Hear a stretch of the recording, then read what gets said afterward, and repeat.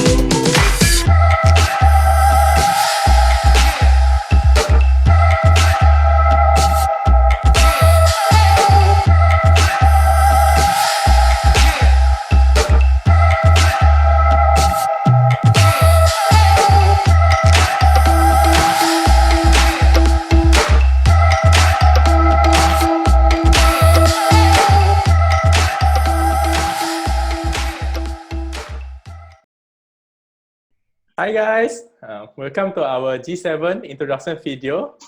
This is Sucan. We are from Adventure Unlimited, and along with me is my host, Keion, as well as our two G7 warriors, Winsome and Wai Yin. Hi guys, thanks for being here. Hello. So today we'll hear from them some tips regarding how to prepare for G7 itself. Okay, and without further ado, I will start with the ladies first. Okay, Winsome. What is your first G7 and how many of them actually have you completed? Okay, I'm left with two, Tahan and Chama, which I'm supposed to do here, which This supposed year. to went lah. I think in May and June, but too bad lah. Okay, but anyway, the mountain is still there. I started my first G7 is Yong Bella last year with the three of y'all, if y'all can remember. Yeah, Yeah. that was the first. And somehow I repeated Yong Bella again this year. And yeah, that's the end of G7 for now. Okay. Wow. Young Bella is Not the first and the last. Hopefully this year again. Yeah. Okay, maybe I go for a third time lah. How about you, Wai Yin? For myself, my first G7 is actually Chama. Then that was in 2018. Yeah. Then after that, I also completed G3, G3, G6, and G7. Then so I'm now left with G1, G2, and G4. So this year, May was supposed to go G1. I was even supposed to host it, but again due to COVID, then it was postponed. Yeah. Oh, G1, one of the toughest one. Yeah. The most fun, actually. Depend who say. Okay, so secondly, what do you guys feel when you first sign up for G7 or for your first G7 mountain? Do you feel excited? Do you feel scared? Okay, when I first signed up for the Yong Bella, right, I didn't know it's like, what is G7? So I was like trying to get back into some adventure. Okay, then after that, so I found this, Yong Bella sounds fun, it's a day trip. So I just sign up lah. Yeah, without knowing it's G7, it's only after that I find out. Then I start, having the G7 hike. And that's how Charles also find out what is G7 like actually. So I mean, don't be like me lah. Find out where you're going first. Yeah, then do a bit of preparation, like to find out what kind of training you need to actually go for the hike. Otherwise, it's quite tough, or you may not enjoy the hike, as you need to be like, know what's going on, things like that. True. That's definitely essential. How about you, Wai Yin? For me, when I decided to so-called challenge the G7, I basically just sign up the next available one, which happened to be G5, and it was also happened to be in October, just before the monsoon season starts. So I have no idea how the track is going to be like. So basically, I just leave the element of surprise that it is. And then just go for it. Why you like surprises? Yeah, I see. So now that you both actually more experienced, so-called, have done quite a few G7. So how do you guys usually go about to prepare for the G7 itself? And what kind of training you do? And do you find it very tough to prepare for it? For me, yeah, after I started the G7 so-called challenge, so I do regular workout, like at least 3 times a week. Then so I think it's more like to maintain the fitness and the stamina level so that we can hike in a more relaxed manner. Yeah. So other trainings can include like, you carry weights, because for G7 hikes, right, you usually have to, there's no porter, so you have to carry whatever up, especially those you need to camp overnight. So it's good that training includes like you carry a backpack, you walk for long hours. Yeah, but it's because if you walk for short hours, you don't really get the training you need, because like, for G7 hike, we walk for long hours and it's inclining. So sometimes I do incline walk on. For myself, yeah, I do various kind of exercise training as well. Yeah, jogging, stair climbing, and sit up, push up, all this. So for preparation, these are also part of my usual training. But just like maybe before, if I to sign out a G7, I will maybe like increase the rep of them more. Yeah, so to me, I always feel that it's good to train for the trip so that you can go there and enjoy it and not go there and suffer. Yeah. Okay. So the training, I guess, is more like you guys do more of all body trainings. So it's not like one specific training, right? Yeah. Because I think when you go hiking, you doesn't just use your lower body muscle. You actually use your upper body as well, because you also need to carry weights, carry the load, all this. And when you do when you ascend the mountain and descending the mountain, you actually use different part of your muscle, so it's all different. And jogging and walking also uses different muscle, so it's good to do various kind of exercise. Okay, so with all the preparation and you guys are looking forward to finishing your G7s, right? So what makes you actually be very excited to complete the G7s compared to like any other mountains? I heard that people tend to prefer the colder climate mountains, like maybe the Himalayas, the Alps, maybe, those cold climates. So what actually makes you choose mountain in Malaysia compared to the colder climate mountains? Okay, for me, I tried Malaysia and I also tried other hikes like Nepal and Taiwan. Okay, Malaysia, because it's convenient. You don't have to take long leave. It's just across the border, things like that. And for myself, I like hot weather. Because for me, the cold weather seems a bit difficult to manage. Okay, usually for the cold weather's hike, right, the altitude is higher. So I have, it's a bit challenging for me of the low oxygen level. And then you have to wear, thick clothes, which is uncomfortable. And with the backpack, and to pack the thick clothing, right, it's even heavier than the G7. Yeah, so I prefer getting yourself dirty and things like that lah. Yeah, I think G7 is like one pair of clothes for like the next 3 days. And then you get to, maybe shower in the river. That's the fun part.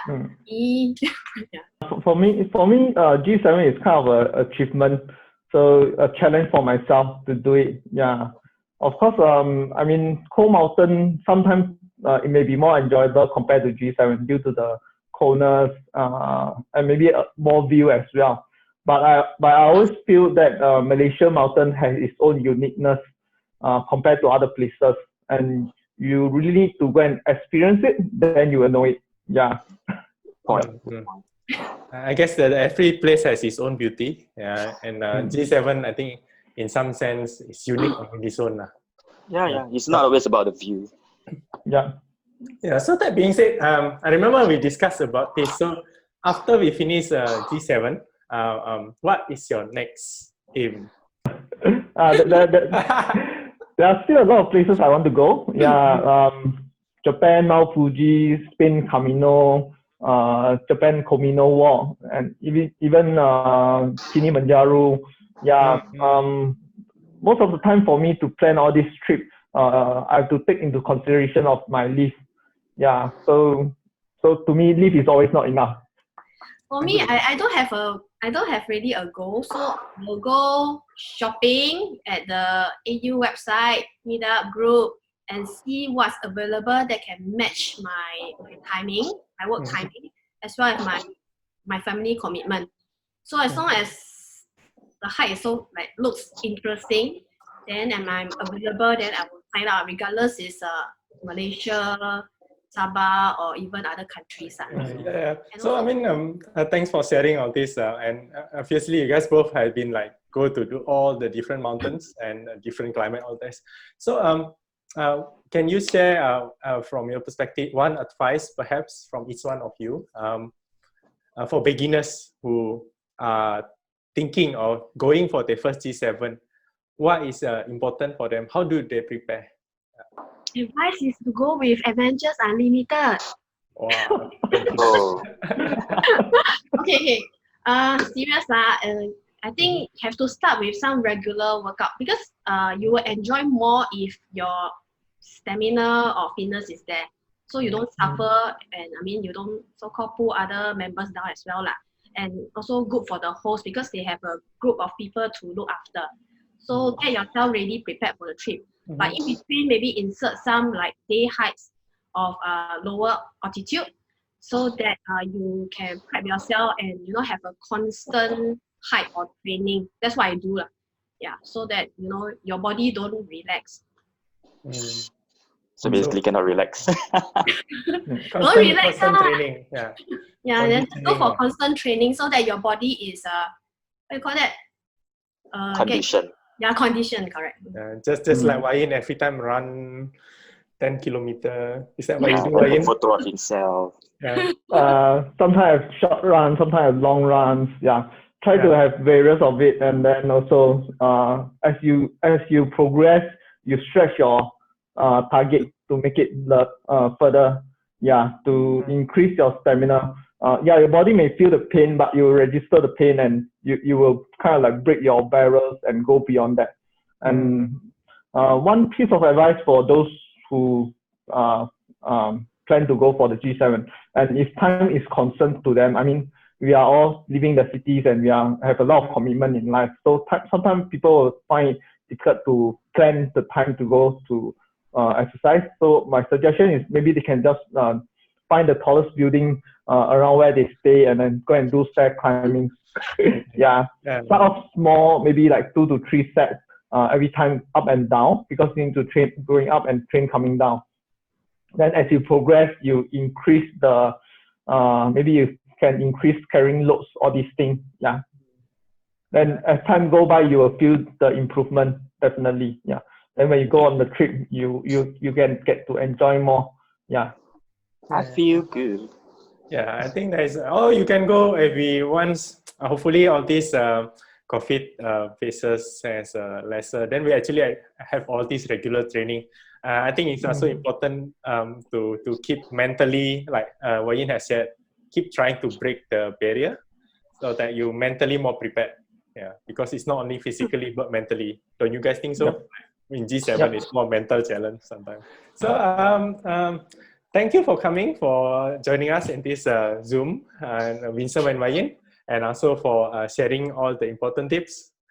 If you have any question, you need any tips, feel free to ask us. You can find us in Facebook or post it in our adventure village, and we will actually like to people to go and try out, because as both of them have said, it's quite unique. Not only it is it's different from, say, the more scenic places like Himalayas, but it's also unique in that most of the time, because we do the hardcore camping, we get to form the bond between the hikers. Is that why, at least for me, I enjoy the most about the camping, how to prepare the food together, and like how to find a place to shower without getting seen or without getting attacked by all the sandflies and all that. More like doing your business without being seen. So with that, I would like to end this video. Thank you guys. See you at Thank the you. next See you. season. Hope to see you again. Hope to go hiking soon. Alright guys, next we'll do something fun. We have taken the pool result from all of us in this Zoom, such as what is the most scenic G7, which one has the best campsite, and which one do you think is the toughest, and most importantly, which one would you recommend first. So let's go through the result. Cha-cha!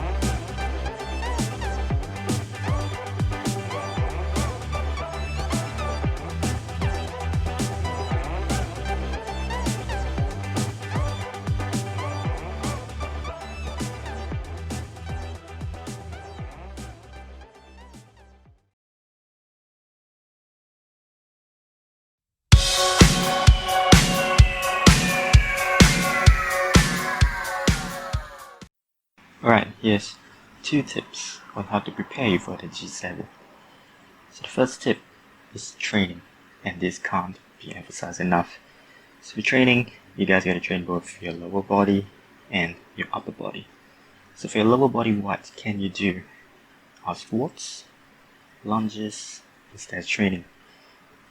And if you want more, if you want to improve, if you want to go further, add weights. Okay, weights to your squats and your lunges. If you want to add weights to your stairs training, have a backpack. Next is your upper body. So what can you do? Push-ups, pull-ups. Now why you need a strong upper body? Because you'll be carrying loads, you'll be sharing it with others, and you want to be the weakest link. So for the load, it can be 10-15 kilos, and this is a shared load.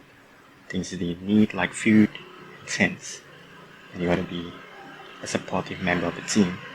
So this is very important. That second tip is to be mentally prepared. You need to know what to expect in terms of the terrain, the wildlife, the dangers. No, because people will like maybe a bit of surprises, but some unexpected things can be unpleasant. So it's best to know what to expect. And for more questions or for more inquiries about the training, just let us know. And be sure to answer your questions. Check it out.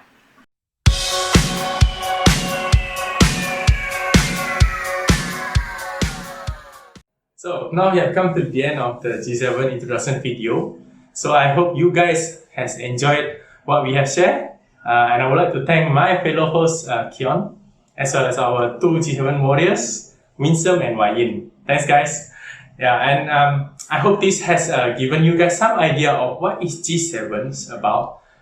Even if you're still not too sure, feel free to approach us, any of our hosts, any of our hikers, leave a message or questions in Adventure Village, and for sure we will actually get back to you, as all of us are keen to share about this unique experience for G7 trails. It's actually quite different from say hike like in Himalayas region where it's more scenic. It's also challenging, but provided different kind of interesting experience. For me personally, we like the camping itself, which provided a strong bond between the people. Keep healthy, keep training, keep being active, and when maybe phase 2 resume or phase 3, we can start training again, and you guys can actually meet us personally during our training session to get more information. Thank you guys. Stay safe, keep active, stay healthy. Bye bye.